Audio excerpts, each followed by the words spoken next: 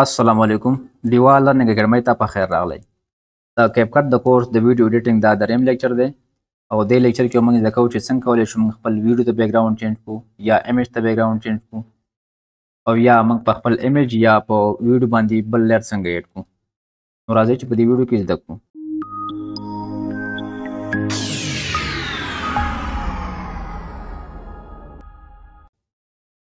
ټول نو بیا خو به زه راشم او د کیپکټ دا اپ دا به اوپن کړم.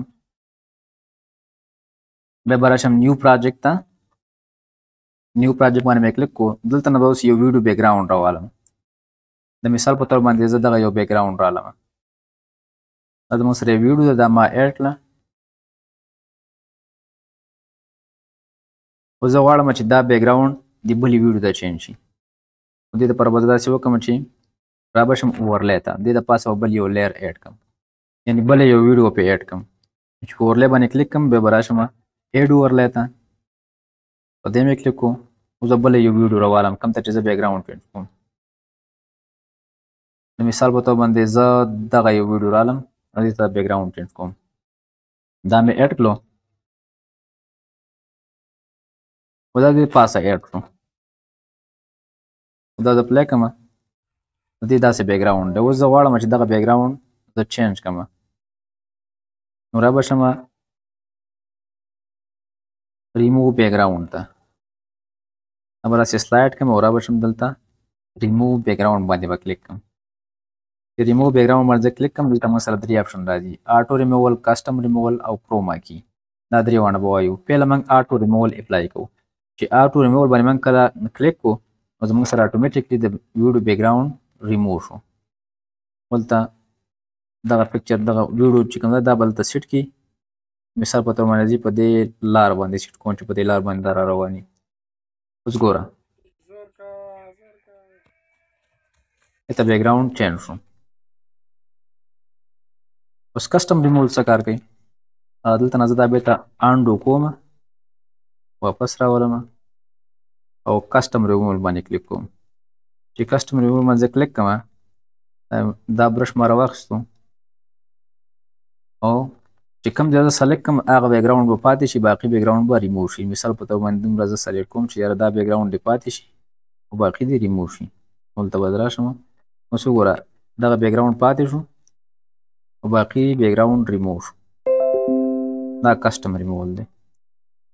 او کروما کی څه کار کوي؟ کروما کی موږ د ګرین سکرین دپاره استعمالوو. دې دپاره زه مثال په تور باندې بل یو بیک ګراوند رالم، نیو پروجیکټ ته رالوم او دلته نه زه دا بیک ګراوند ایډ کوم، ویډیو بیک ګراوند ایډ کوم. په دې مې کلیک کو، ایډ مې کو او دا زموږ سره یو ویډیو ده. دې له زه بل یو لیر راوړم، رالم اورلی باندې مې کلیک کو، ایډ اورلی. دلته نه زه ګرین سکرین یو ویډیو رالم. کروما کی موږ د ګرین سکرین دپاره استعمالوو. په دې کې زه داسې ویډیو ګورم چې په ګرین سکرین کې جوړی. دغه ویډیو زه رالم او ایډ مې کړه، ٹھیک شو. اوس په دې لیر باندې ما کلیک کو او رالم ریموو بیک ګراوند ته. بیا په ریموو بیک ګراوند مې کلیک کو، به راشم کروما کی ته. چې په کروما کی زه کلیک کړم دلته نه موږ کلر پیک کړو چې کوم کلر ته رانول غواړي. دلته نه موږ انټنسټي هم سیوا کولی کمولی شو، لکه د مثال په طور باندې داسې. ٹھیک شو. دغه بیک ګراوند چې شو ریموو شو. په دې باندې مې کلیک کړو، بیک ګراوند موږ سره ریموو شو. اوس دا کس دلته ناست دی په دې غره کې تلاوت کوي. نو ویډیو ته موږ داسې بیک ګراوند چینج کولی شو. او پکچر ته څنګه چینج کولی شو؟ پکچر ته هم سیم داسې پروسیس دی. د مثال په طور باندې زه یو بیک ګراوند رالم، رالم نیو پروجیکټ ته. دلته نه زه یو فوټو رالم،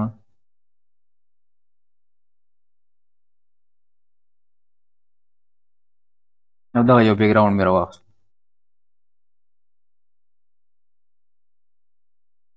ایډ مې کړلو. اوس راځم اورلی ته، دې دپاسه بل یو پکچر ایډ کوم. اوس دا ګرین سکرین والا زه ایډ کوم دا یو پکچر. په دې مې کلیک کوم ایډ مې کوم نو به راشم ریموو بیکګراوند ته او دلته نه زه کروما کی استعمالوم په کروما کی باندې زه کلیک کوم دلته نه به زه کلر پیک کوم دلته به اتوماتیکلی بیکګراوند چینج شي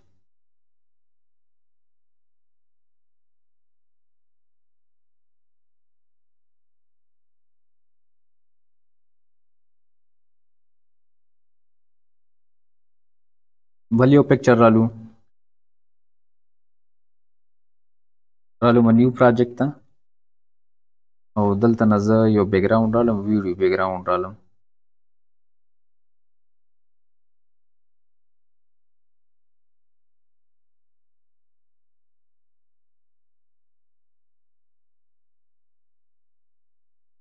دغه یو بیکګراوند ما راواخیستو ایډ مې کوم نو دې باندې زه یو پکچر ایډ کول غواړم نو را به شم اورلی ته اورلی کې ایډ اورلی او دلته نه به زه اوس یو پکچر راوالم په دې باندې به ایډ کړم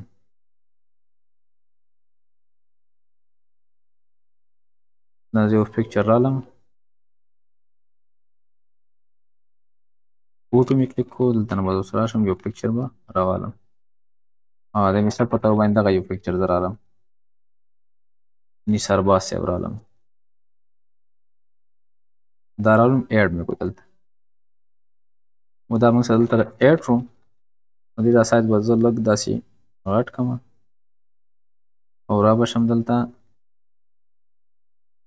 ریموو بیکګراوند باندې به کلیک کړم آټو ریموول دغه بیکګراوند ختم شو او دا به دلته سیټ کړم دلته به راولم په دې ګټه باندې به راسې کښېنو یا به دلته راولم